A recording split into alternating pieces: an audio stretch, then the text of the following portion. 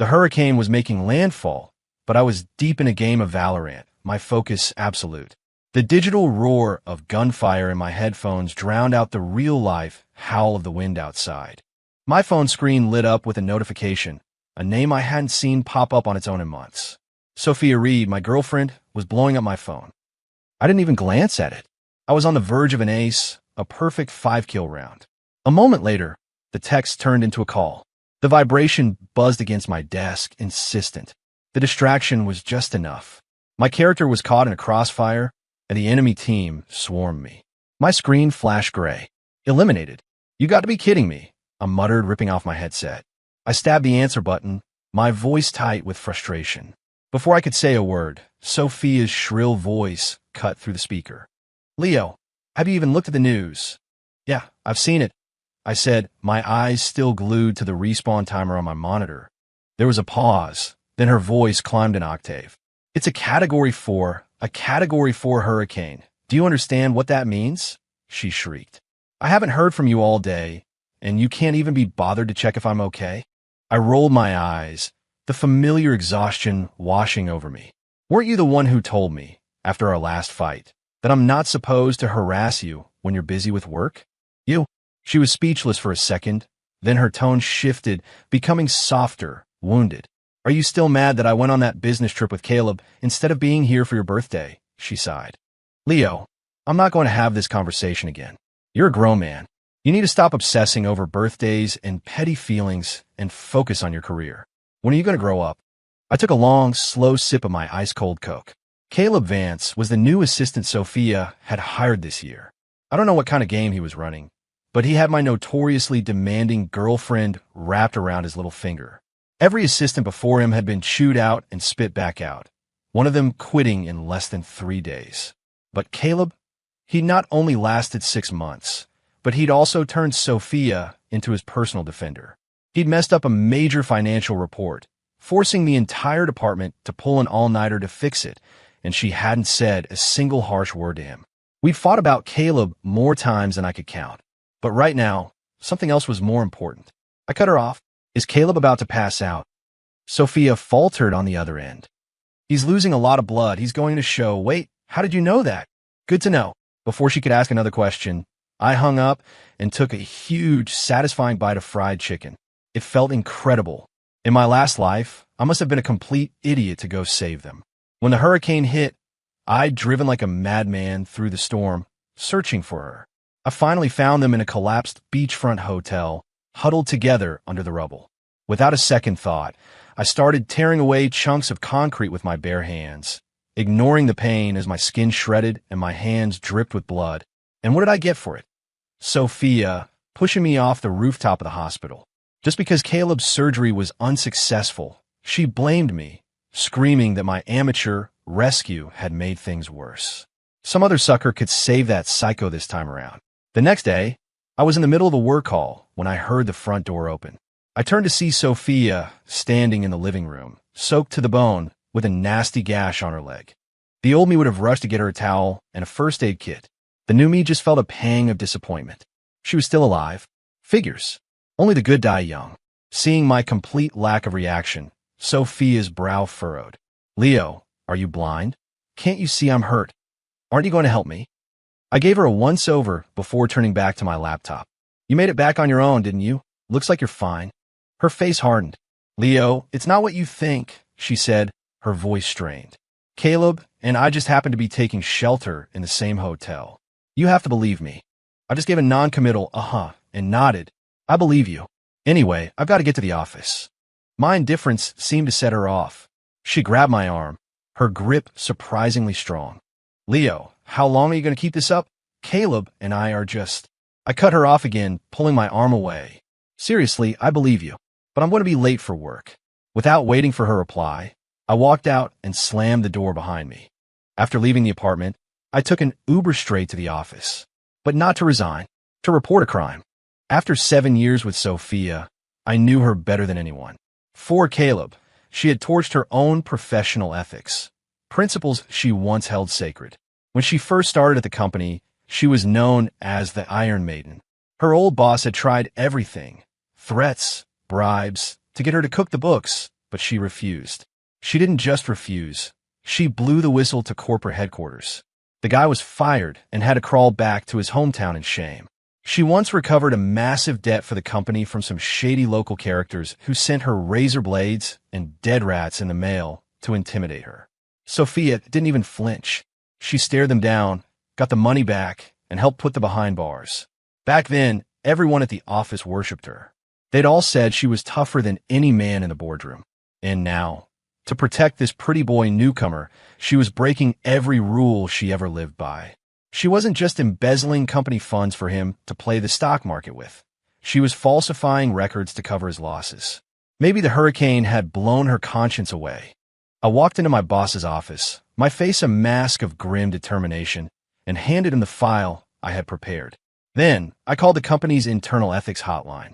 After it was all done, I stepped out of the building and took a long, deep breath. Soon, I'd finally be free. When I got home that evening, I planned on packing my bags and leaving for good, but I was surprised to see the light on in the bedroom. Cough, cough. A weak cough came from the room, followed by Caleb's frail voice. Sophia, thank you so much for this. And for helping me with all my work stuff. A pause. But are you sure Leo will be okay with me staying here? Before Caleb could finish, Sophia cut him off. Don't mention his name. I get angry just thinking about him. If he hadn't taken his sweet time coming to rescue you, you wouldn't be hurt this badly. A wave of nausea hit me. So that's why she wasn't at the hospital with Caleb. She'd brought the parasite home with her. Inside the bedroom, Caleb must have heard the front door close. He put on a pathetic, wounded expression. Leo, I'm so sorry. I accidentally made a mess in your and Sophia's room. His tone was humble, but his eyes were filled with smug provocation. The old me would have charged in there and punched in the face. The me of today just found it hilarious. The guy had a broken arm and leg and was still trying to act out some cheap soap opera fantasy. As for the apartment, I'd already signed it over to a property manager this morning. It would be on the market within a week. Let him enjoy his little victory lap. I put on a smile. Don't worry about it, man. Stay as long as you like. With that, I went into my home office to sort through some work documents. After a while, Sophia, probably sensing something was off about my calm demeanor, cleared her throat from the other room. Leo, I'm in the mood for that steak you make. Then she added, oh, and Caleb's allergic to onions, so make sure you don't use any. I knew exactly what she was doing. This was her way of offering an olive branch, a chance for me to get over it and go back to normal. All I felt was a bitter irony. I'm severely allergic to chili peppers. One time, she made a huge platter of chili-loaded stir-fry and forgot to mention it. A few bites later, I was in the ER, struggling to breathe. When I was lying in the hospital bed and asked her why she'd do that, she just shrugged and said, I forgot, before turning her attention back to helping Caleb with some work issue on her phone. But now, she remembered Caleb's little onion allergy with perfect clarity. God forbid her precious boy toy be inconvenienced. Caleb chimed in from the bedroom. Yeah, Leo. Sophia always says what an amazing cook you are. I'd love to try some of your food. I didn't refuse. Instead, I smiled and nodded. Sure thing. I'll whip something up. I went into the kitchen. 20 minutes later, I came out with 3 dishes. French onion soup, steak smothered in caramelized onions, a side of gourmet onion rings. Dinner's ready, I said cheerfully, sitting down and starting to eat. Sophia and Caleb stared at the onion apocalypse on the table, their faces twisting in disbelief. Leo, what is this? Sophia hissed. I told you he's allergic to onions. I kept scrolling through my phone while I ate. Oh, I must have forgotten. Sophia's face went pale with rage. She wheeled Caleb out of the apartment and slammed the door. After that night, Sophia broke up with me again. If I was counting correctly, this was the 7th time she'd dumped me in the year since Caleb started working there. In my past life, every time she did this, I'd be wrecked with anxiety. I'd blame myself, convinced I wasn't good enough, that I was the reason I couldn't hold on to her. I'd grovel, plead, and shower her with affection. I even sacrificed my own career ambitions to try and win her back. And what did it get me? My compromises were met with more cruelty, my concessions with more pain. This time, however, things were different. My appetite was great, I was sleeping like a baby, and my productivity at work was through the roof. Let her have her tantrum. As for her blocking my number, I couldn't have been happier. Not having to deal with that lunatic every day felt like it took 10 years off my age. I had just left work, planning to call some old friends and grab some barbecue and beers when my phone rang. It was Caleb. "Hey, Leo, it's Sophia. Her leg is infected. You have to come see her. She's asking for." I hung up before he could finish. Annoying. Sophia getting an infection had nothing to do with me. Frankly, I hoped it was fatal. I'd barely walked 10 feet before my phone rang again. A different, unknown number. I answered. Sure enough, it was Caleb's slimy voice. "Hello. Leo, please just listen." His voice was pleading. It was all a misunderstanding. "I never meant for any of this to happen. I'm so sorry. But Sophia is really sick. The wound is infected. She has a high fever, and she just collapsed at my place. We have to get her to the hospital." He was still trying to sound innocent. I cut him off, my voice ice cold. "And, are you an idiot? She collapsed. Call 911. What are you calling me for?" Caleb started to say something else, but a louder voice drowned him out. "That's enough, Caleb. Stop begging him." It was Sophia, her voice weak but furious. I would rather die than be saved by him. The line went dead. She must have snatched the phone and hung up. At least she still had some pride. I blocked the new number without a second thought. Out of sight, out of mind. Besides, the DA's office and the police had already confirmed receipt of my report. The embezzlement case against Sophia was officially open. She'd better hope she didn't die from some stupid infection, or she'd miss her chance to rot in a prison cell. Feeling a sudden sense of liberation, I decided to splurge. I hailed an Uber instead of cramming onto the subway. That night, after a long, hot shower, I fell into the most peaceful sleep I'd had in years. It didn't last. A frantic, persistent ringing of my doorbell woke me up. No surprise, it was Sophia. I opened the door, frowning. "What do you want?" She looked like a victim from a Victorian novel, biting her lip. "Leo, my wound got infected. Why didn't you come to see me?" Her logic was baffling. "Weren't you the one who broke up with me? Why would I?" Her eyes instantly welled up with tears. "You know, I didn't mean it.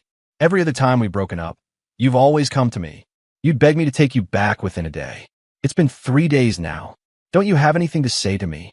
I looked at her pathetic, tear-streaked face and felt nothing. But she did remind me of something. I did have something I'd forgotten to give her. You know what? I do. I turned and rummaged through my bag. Sophia's eyes lit up, a hopeful, delusional smile spreading across her face. "Leo, are you going to propose?" she breathed. "Seriously, you should have just said so. I knew you were acting weird these past few days." Her fantasy was cut short when I slapped a manila envelope against her forehead. "In your dreams," I said flatly, "this is the official notice of criminal proceedings for embezzlement. You need to be at the police station tomorrow for questioning." The smile on Sophia's face froze, then shattered. She stared at the envelope in my hand, as if I'd just slapped her across the face. What did you say?" Her voice trembled. I looked her dead in the eye, enunciating every word. I said, "Tomorrow, you're going to the police station to be questioned." She stood there, paralyzed as if struck by lightning. Her eyes were wide, fixed on the envelope. My own voice was calm, as if discussing the weather. "Did you really think no one would ever find out what you did?" I let out a short, humorless laugh and held the envelope out to her. "Want a closer look? It has your name written all over it." The color drained from her face. She slapped my hand away, sending the envelope to the floor. Its contents scattered across the welcome mat. "Leo, are you insane?" she shrieked, her voice cracking. "I'm your girlfriend. I gave you 7 years of my life, and this is how you stab me in the back." Girlfriend, stabbing her in the back. I burst out laughing. It was the most ridiculous thing I'd ever heard. My mind reeled, flashing through 7 years of memories. 7 years of me quitting a 10-year smoking habit because she hated the smell. 7 years of me working myself sick, entertaining clients until I developed a stomach ulcer, just to build a comfortable life for her. 7 years of me turning down every advance, shutting down any hint of flirtation from anyone else, just to make her feel secure. I thought if I just tried hard enough, if I gave enough, we could have a future together. I was wrong. So incredibly wrong. I was a fool, completely blind to the truth, thinking I'd found the love of my life. And all the while, she was cheating on me and embezzling money to fund her affair. And now she had the audacity to accuse me of betraying her. It was pathetic. I was done arguing. I bent down, gathered the papers, and slid them back into the envelope. Sophia, I'll give you one last piece of advice. My voice was devoid of emotion. Instead of throwing a tantrum here, you should probably find a good lawyer and start thinking about your defense. I grabbed my pre-packed suitcase and walked past her. At the door, I paused and looked back at her one last time. Oh, and by the way, we're over. I've been for a while now, I said, my voice dripping with ice. So don't ever call yourself my girlfriend again. The thought of it makes me sick. And with that, I left without looking back. I checked into a hotel near my office. Lying on the crisp, clean sheets of the king-size bed, I felt a lightness I hadn't experienced in years. For 7 years, I've been carrying a weight that had nearly crushed me. Now, finally, it was gone. I could breathe again. I slept soundly and deeply. When I woke up the next morning, I felt like a new man. After a shower, I was about to head to work when my phone rang. It was HR. Mr. Miller, good morning. This is to inform you that your employee access credentials have been suspended. Please come to the HR department with your company ID before 2 p.m. today to complete your exit paperwork. I froze. My employee access was suspended. What was going on? I immediately dialed my boss's number. Hey, Mark, I just got a call from HR saying I've been terminated. Is this some kind of mistake? There was a few seconds of silence on the other end, followed by a cold, cynical laugh. A mistake? Leo, you must think we're all idiots. His voice was dripping with contempt. You have the nerve to ask me what's going on. You know damn well what you did. Mark, I have no idea what you're talking about, I said, trying to keep my voice steady. I've always been a dedicated employee. I've never done anything to hurt this company. His voice rose to a shout. Dedicated? Don't play innocent with me, Leo. I know your game, he snapped. Sophia Reed already posted a video about it. We know you two broke up recently. This looks like a conspiracy where you two were in on it together until you had a falling out. Considering your 10 years of service, I'm giving you a chance, he continued, his tone turning menacing. Get the money you transferred back into the company accounts. Now, otherwise, we'll handle this officially. He hung up. I stood there, phone in hand, my mind reeling. Sophia posted a video. We were co-conspirators. None of it made any sense. I quickly opened TikTok and searched her name. Sure enough, the #1 trending topic was hashtag Sophia Reed exposes abuser. My hands trembled as I clicked on it. The video showed Sophia in a hospital gown, her face pale and tear-stained, looking fragile and pitiful. She spoke to the camera, her voice choked with sobs, accusing me of years of emotional abuse and manipulation. She claimed I had threatened her, coerced her into embezzling company funds for me. She said the only reason she never came forward was that she held onto a sliver of hope that I would see the error of my ways and change. But I had only let her down time and time again, even abandoning her when she was sick and injured. As she broke down completely, unable to speak, Caleb appeared on screen. He put a protective arm around her and stared grimly into the camera, declaring that he would get justice for Sophia and make sure the villain faced the consequences. The comment section was a firestorm of hatred directed at me. This Leo guy is human garbage. What kind of monster treats his girlfriend like that? He belongs in prison. Throw away the key. We support you, Sophia. Don't let that scumbag get away with this. My heart breaks for you, Sophia. I hope you can heal and find happiness. It got worse. People were doxing me, posting my personal information. My parents were getting threatening messages. My fists clenched. I was about to call Sophia and demand an explanation when the main door to the office was thrown open. A group of angry-looking men stormed in, some of them holding pipes and wrenches. Leading them was Sophia. Her eyes met mine across the room, and she pointed a trembling finger at me. That's him, she screamed. He's the one who forced me to transfer the project funds. In the next instant, a rough hand grabbed the collar of my shirt and yanked me out of my chair. A burly man with a furious face and murder in his eyes pressed the flat of a large kitchen knife against my throat. You, he growled, his voice a low, guttural snarl. You're the one who ruined my life. The cold steel against my skin sent a shiver down my spine, but I didn't let the fear show. He shoved me to the floor, the point of the knife now pressing against my chest. My whole family depended on that final project payment. He choked out, tears welling in his eyes. My daughter, My little girl. She was only 5 years old. His voice broke. She had leukemia. We finally found a bone marrow match. All we needed was the money for the surgery to save her life. He sobbed, the sound raw and agonizing. Because of you. Because you stole that money, our funds were frozen. My daughter. We lost her. The man was weeping uncontrollably, but the knife in his hand pressed harder against my sternum. I didn't panic. I just let out a quiet sigh. It wasn't me, I said calmly. The person who stole the money. The person who caused your daughter's death. It wasn't me. Sophia's sharp voice cut through the air. Still lying through your teeth. Are you going to keep denying it until the very end? She strode over to me, looking down with an expression of pure contempt and triumph. Someone in the crowd behind her chimed in. If it wasn't him, who was it? He's a senior manager. Who else could move that kind of money? Exactly, another voice yelled. He's just trying to save his own skin. That's why he broke up with Sophia, to cut ties before he got caught. Scumbag. Monster. The crowd was a rising tide of anger, every eye fixed on me with hatred. I looked around and saw that they were all swept up in Sophia's performance.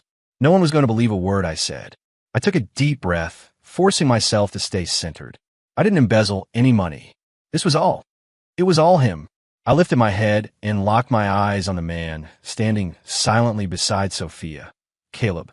Caleb's face paled, and his eyes darted around nervously. What? What are you talking about? A cold smile touched my lips. Am I talking nonsense? You know the truth. I raised my voice for everyone to hear. You think you can get away with it? You think no one knows what you did? Caleb was sweating now, his face a ghostly white. Sophia immediately stepped in front of him, shielding him. You're just trying to frame him, she yelled. He's a new hire. How could he possibly get access to project funds? His mother is sick and needs his support. If he had that kind of money, why wouldn't he just run instead of sticking around to face this? She gave a dramatic, bitter laugh. It's a shame the office security footage and server data were mysteriously wiped. Otherwise, everyone could see your true colors. Enough, the big man roared, silencing her. He turned his furious gaze back to me. You say it was him. Where's your proof? Proof. I smirked and pulled a small USB drive from my pocket. Funny you should ask. I happen to have a copy of that mysteriously wiped security footage right here. Who wants to watch? Sophia and Caleb's faces went white. They stared at the USB drive in my hand, as if it were a venomous snake, their eyes wide with terror. I almost laughed. In my last life, I had fatally overestimated their intelligence and integrity. I wouldn't make that mistake again. What's the matter? Scared, I said, plugging the drive into a nearby desktop computer. The video file opened. On the screen, in crystal clear quality, was the footage from the finance office. It showed Sophia and Caleb huddled over a computer, furtively altering financial records. The hidden microphone I'd planted picked up their conversation perfectly. Sophia, are you sure about this? If we get caught? Caleb's nervous whisper filled the room. Stop worrying, Sophia's voice replied, sharp and confident. If anyone finds out, we just pin it all on Leo. No one will ever suspect us. But, no buts. This is the plan. Just do as I say. The video ended. The room was utterly silent for a moment, then erupted. So it was them. I knew it. Leo would never do something like that. Those two are disgusting, absolute scum. The crowd's anger, once directed at me, now turned on Sophia and Caleb with twice the intensity. They were completely cornered, their lies exposed. No, that's not real. The video is a fake. Caleb stammered, but the burly contractor didn't wait for an explanation. He grabbed Caleb by the shirt and landed a solid punch on his jaw. You bastard, the man screamed, his voice thick with grief. You killed my daughter. He rained blows down on Caleb, who crumpled to the floor, unable to defend himself. Sophia rushed forward, trying to pull the man off. Stop! Don't hurt him! You shut your mouth! The man roared, shoving her away. He pointed a trembling finger at her. You venomous snake! You have the nerve to defend him? My daughter is dead because of you. Sophia, speechless and sobbing, could only watch as the situation devolved into chaos. I had already dialed 911. The police arrived quickly, separating everyone and taking a battered Caleb and a hysterical Sophia into custody. As a key witness, I went with them to the station to give my statement. After I was done, I left. The nightmare was finally over, or so I thought. Later that night, as I was finally processing the day's events, my doorbell rang insistently. I opened it to find Sophia standing there. Her eyes were red and swollen, her face streaked with fresh tears. She looked utterly broken. The moment she saw me, she fell to her knees. "Leo, please, I'm begging you," she cried, grabbing at my pants leg. "You have to help Caleb. He was just confused. He didn't know what he was doing. He's a good person, deep down," she pleaded. "If you'll just forgive him, I swear he'll never do anything like this again." I looked down at the woman kneeling at my feet, and I felt nothing. No pity, no anger, just a cold, empty void. In my last life, she had knelt before me just like this, begging me to save Caleb. And like a fool, I believed her tears, her promises. I helped her. My reward was betrayal and death. I would not make the same mistake twice. "Sophia, you seem to be confused," I said, my voice flat. "Caleb's problems have nothing to do with me. And you and I added, looking down at her with disdain, "are finished. If you want to beg someone else. Not me." I started to close the door, but she threw herself against it, blocking it with her body. Her eyes were wild. "Leo, after 7 years together, you can just throw it all away? And Caleb, he was just misled. His family is very poor, and his little sister is sick and needs his help. He did it out of desperation. Don't you have any compassion? Are you going to let his sister die?" I almost laughed in her face. Even now, she was still defending him. I yanked the door open and stared at the woman who was desperately fighting for another man, a profound sense of pity and disgust washing over me. "Sophia," I said, looking her directly in the eyes, "Caleb doesn't have a sister." Sophia froze, her tear-filled eyes wide with disbelief. "What are you talking about?" I took a deep breath, fighting to keep my voice level. "I thought you were just naive, but it seems you're deaf, too. If Caleb really had a sister, why have you never seen her? Not even a single picture." She opened her mouth, then closed it, fumbling for a response. He's a private person, that's all. He doesn't like to share." Her innocence was astounding. Even now, after everything, she was still clinging to his lies. I was done trying to reason with her. I pulled out my phone and showed her the police background check on Caleb they had shared with me. "See for yourself. I'm tired of talking to you." She hesitantly took the phone and scanned the screen. In an instant, the color drained from her face. Her body went limp, and she slumped to the floor as if her strings had been cut. This can't be," she whispered. "He's an orphan. He told me we were from the same part of the country. He said he had elderly parents and a sick sister to take care of." I looked down at her pathetic form. "Of course he did. It was all a lie to gain your sympathy. Did you really think a normal guy would go after a woman who was already in a long-term relationship? He targeted you from the start. He manipulated you, turned you against me.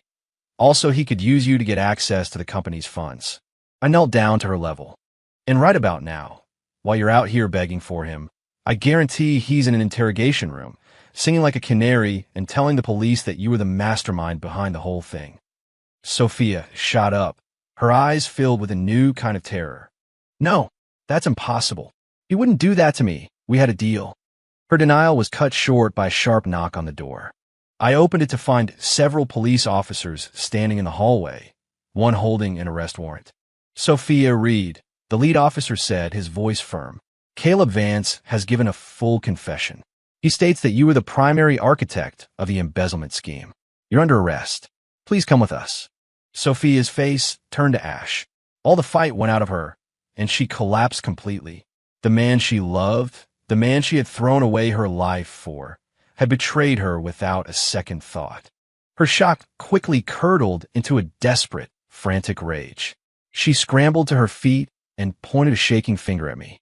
"It was him. It was all him," she screamed, her voice raw. "He made me do it. He made me get close to you. He made me steal the company's data. He forced me." I just looked at her, my expression cold. "Sophia, even now, you're still trying to blame someone else? Are you going to stand there and claim you got no benefit from any of this?" She froze, speechless. "You shut up. You don't know anything," she shrieked, lunging at me like a cornered animal. I sidestepped her easily, and the police officers quickly moved in to restrain her. "Leo, please, you have to help me." she sobbed, grabbing my arm as they pulled her away. Tell the police the truth. Caleb forced me into this. I'm innocent. After 7 years, doesn't our time together mean anything? For the love we used to share, please help me. I looked at her, a swirl of complicated emotions passing through me. I had loved her once truly, but that person was long gone. I pulled my arm from her grasp. Sophia, I said, my voice flat and final. You're not sorry for what you did. You're just sorry you got caught. Her wails echoed down the hallway as the officers led her away. I watched until she was out of sight, feeling no satisfaction, no anger, only an overwhelming sense of relief. It was finally over. In the end, the official police report and the company's internal investigation completely exonerated me. The online mob that had been calling for my head turned on a dime, flooding my inbox with apologies, but I didn't care anymore. The story went viral. Far from being ruined, my reputation was enhanced. I was the guy who stood up to corruption, the brilliant strategist who beat the villains at their own game. Headhunters from top firms started calling, impressed by my integrity and nerve. My career skyrocketed, and I quickly found myself on a path to success I'd only dreamed of. Caleb, facing multiple charges, was sentenced to 10 years in prison. Sophia, as the mastermind and primary offender in a massive fraud case, was sentenced to 15. Before she was transferred to a state facility, the police told me she had requested to see me one last time. I refused. The past was a hurricane that had finally passed. There was no reason to look back at the wreckage. All that lay ahead was clear sky.